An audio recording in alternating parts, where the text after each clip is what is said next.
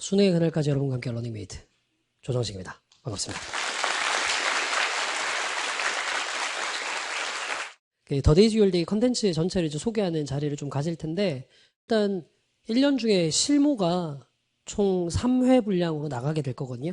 그러니까 더 데이즈 유얼데이 0, 시즌 0이라고 되어 있는 컨텐츠, 시즌 1, 시즌 2, 요 3개가 실무 컨텐츠입니다. 중간에 끼어 있는 시즌 1.5는 뭐냐? 저건 이제 조금 이따가 말씀 한번 드려보도록 할게요. 일단 보통은 여러분들 뭐 생각해보시면 알겠지만 미드나 뭐 제가 제 출연한 티처스 같은 프로그램도 그렇고 이런 저런 TV 프로그램들 보면 첫 번째로 방영하는 걸 시즌 몇이라고 보통 얘기 많이 하니? 시즌 1이라고 얘기를 많이 하죠. 근데 저는 매년 모의고사 첫 실무로 내는 컨텐츠를 시즌 0이라고 얘기를 하거든요. 왜 그렇게 얘기를 하냐면 학생들이 생각하는 것과는 다르게 수능 영어가 절대평가가 도입되고 난 다음에 매년 트렌드의 변화들이 좀 있어요. 학생들이 이제 민감하게 좀 잘 모르는 부분인데, 예를 들어서 이런 겁니다. 지금 여기 앉아 계시는 분들 N수생들이 있다면 아실 텐데, 작년 6월 평가원 모의고사에서 평가원이 정말로 좀 간만에 내는 문제를 출제를 했어요.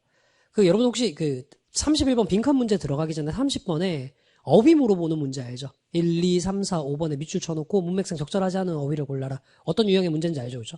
거기에 원래 상대평가 시절, 그리고 절평 첫해 6월 모의고사까지만 해도 1, 2, 3, 4, 5번 밑줄 문제가 아니라 네모 박스 안에서 문맥상 적절한 거 둘 중에 하나 골라라 라는 문제가 있었거든요. 근데 그 문제가 한 5년, 아니지, 한 6년가량 안 나왔어요. 그러다 작년 6평에서 갑자기 나왔단 말이야. 요런 패턴들. 아니면 이제 2019학년도부터 여러분들 되게 싫어하는 문제 유형 있죠. 21번에 밑줄 친 부분에 함축적인 의미 물어보는 유형 있잖아요. 요게 절대평가 둘째 해, 그러니까 2019학년도에 처음으로 등장한 유형이에요. 그리고 지금 같은 형태의 여러분들 작문 독해 있잖아요. 41, 2번 문제. 첫 번째 문제는 항상 제목 문제 나오고 두 번째 문제도 뭘로 나와요? 어휘 문제로 나오죠. 요 패턴으로 바꾼 것도 2019학년도 후반부터입니다. 원래 거기도 원래는 평가원에서 빈칸 문제 내던데거든요. 이런 식으로 매년 6평이나 9평에서 뭔가 새로운 패턴들을 실험을 해놓고 수능에 새로운 유형을 내고 하는 경우들이 비일비재합니다.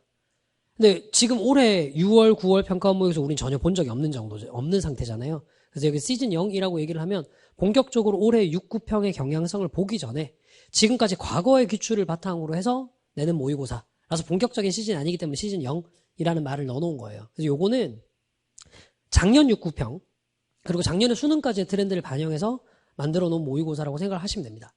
그래서 이제 올해 6평을 딱 보고 나면 6평에서 뭔가 보여주는 경향성이 있을 거 아닙니까? 그 경향성을 반영해서 만들어내는 모의고사가 이제 시즌 1이 되겠죠. 그리고 그 6평과 9평의 경향성 전체를 반영한 게 마지막 실무인 시즌 2가 되는 겁니다. 아시겠죠? 근데 이제 요런 데서 그 트렌드의 반영이 생각보다 굉장히 저는 민감하게 되는 편이에요. 이런 게 있습니다. 작년에 6평과 9평을 보고 난 다음에 제가 이렇게 이제 분석하는 과정에서 나왔던 결론이 뭐였냐면, 어쩌면 올해 수능에서는 선지 가지고 좀 장난을 칠 수 있을 가능성이 되게 높지 않을까라는 생각을 했어요. 그게 이제 그 경향성이 왜 나왔냐면 작년 9평 때문이었거든요. 사실 작년 9평이 1등급의 비율이 절대평가 들어오고 난 뒤 역대 제일 낮았던 시험이에요. 근데 작년 9평이 지문 내용이 되게 어려웠냐? 아닙니다. 이게 N수생들이 이 자리에 앉아 계셔서 아시겠지만 작년 9평에서 그 정답률 20% 극초반 메가스터디 기준으로, 그리고 EBS를 기준으로는 정답률 10% 극초반을 기록했던 지문 중에 하나가 그 빈칸 33번 문제 맨델 지문이었는데, 지문 되게 쉬웠거든요. 고1 모의고사로 출제해도 학생들이 쉽게 이해할 만한 지문이었습니다. 근데 정답률이 되게 낮은 문제였죠. 근데 그게 전형적으로 선지 가지고 장난치는 문제인데, 사실 평가원이 이전까지는 그렇게 선지 가지고 장난을 친 적이 없어요. 제가 그걸 보면서 이제 이런저런 생각을 좀 해보다가 이전의 경향성들 쭉 보다가 갑자기 수능에서 변별력을 주기 위해서 평가원이 할 수 있는 짓으로 떠올랐던 게 뭐였냐면, 지금 역대 수능에서 순서 문제가 2개로 출제되기 시작했던 게 2016학년도부터거든요. 2016학년도부터 지금까지 수능이 출제되는 과정에서 단 한 번도 순서 문제를 2개를 같은 번호로 연속으로 답을 준 적이 없는 거예요, 평가원은. 요거 가지고 애들 뒤통수 치면 정말 빡세겠다 싶어서 작년 9평 이후부터 제가 딱 그 얘기를 했습니다. 수능 시험장에서 난생 처음으로 순서 문제 2문제가 연속으로 같은 답이 나올 수도 있겠다라고 계속 얘기를 했어요. 작년에 제가 현장에서 그 얘기하면 애들 되게 많이 비웃었거든요. 근데 작년 수능을 기억하시는 분들은 아시겠지만 실제로 순서 문제가 두 문제가 연속으로 같은 답이 나왔어요. 작년에 이제 그거 그렇게 나오고 난 다음에 재수강평 게시판, 오루비 같은 데서 조정식 선생님 감사합니다 막 올라오기 시작했었거든요. 저는 그 6평과 9평의 트렌드를 반영한다라고 할 때 그것까지도 반영해서 놓는다라는 의미예요. 선제 번호까지. 그러니까 그렇게까지 준비해서 만들어내는 게 시즌 1, 시즌 2 모의고사예요.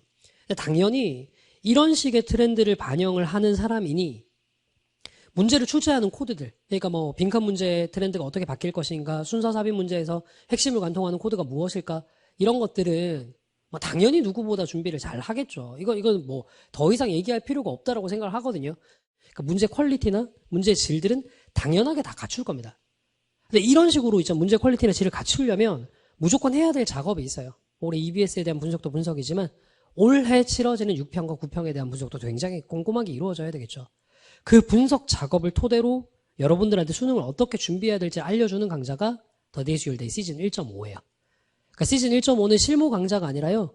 올해 치러지는 6평과 9평에 대한 분석, 그리고 이걸 바탕으로 해가지고 여러분들이 어려워하는 뭐 밑줄 친 부분 의미 문제, 빈칸 문제, 순서 삽입 문제, 요걸 어떻게 풀어야 될지 1년 동안 가르쳐 드렸던 커리큘럼에 입각해서 다 한번 종합해서 정리해드리는 강좌가 The Days Your Day 시즌 1.5예요. 보통 이게 이제 뭐라고 해야 되지? 영어는 절대평가, 족밥 과목이라고 손 놓고 있던 친구들이 9평 이후에 발등에 불 떨어지고 나면 미친 듯이 사는 강좌죠. 그래서요, The Days Your Day는 실무 3개 세트, 그리고 올해 6, 9평을 분석하는 시즌 1.5, 이렇게 구성되어 있는 시리즈입니다.